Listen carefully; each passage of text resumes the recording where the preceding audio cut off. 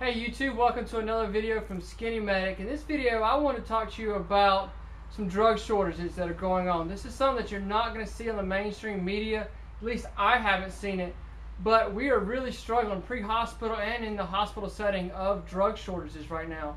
And it's like I said, it's not something you're hearing a whole lot about, but I wanted to make a video and make you guys aware of what the problem is. And right now, the drug shortage really isn't that big of a deal. It's just a little small problem that we're having. We still have other drugs that we can go to that do the same thing, but you know, it is becoming a problem. And it's one of those things where I'm afraid that we're taking a small problem that's going to continue to build and get bigger and bigger and bigger until we're going to have some definite problems with some drug shortages in this country. If you go look on the FDA's website, I'll put a link down the bottom here for you to go click on. There's a lot of information being provided about this. Now, the FDA doesn't necessarily have anything to do with the drug shortage problem. They're just kind of regulating the drugs. It's the manufacturers who have the problem here. They're not manufacturing enough drugs. The FDA really doesn't control the manufacturing of these drugs. It is the manufacturers. And they're claiming that there's problems with the raw materials they use, or there's a manufacturing problem altogether, or if it's just a business transaction. If there's no money to be made in manufacturing this particular drug, the manufacturers will stop making it.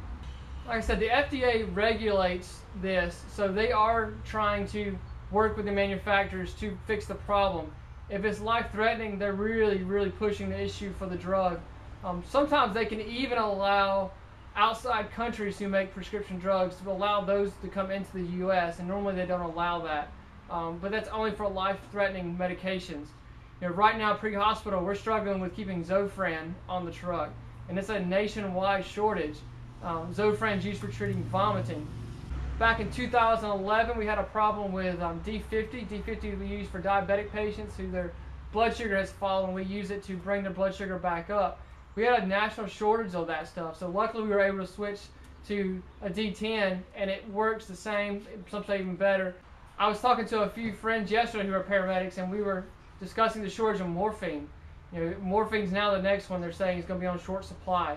So the state's going to have to look at switching to something different, you know, a different drug that we're able to push pre-hospital. On the FDA's website it talks about how pharmacists are starting to complain and the hospitals are starting to complain about this now. So this is becoming an issue, however minor at this time. It is something that can grow and become a bigger problem in the future. And the reason why I wanted this video is to bring it to your attention. If you take regular prescription drugs on a daily basis, you need to be in contact with your physician, your pharmacist, to make sure that your prescription is not going to be on back order, not going to go in short supply. So keep an eye on the website, the FDA's website, for the drugs that you take, the prescriptions you take, and pay close attention to that. Stay in communication with your doctor just in case your hypertensive medication or your Adderall or whatever medication you're taking becomes on short supply. I hope this video helps. You never know when you're going to be the first responder.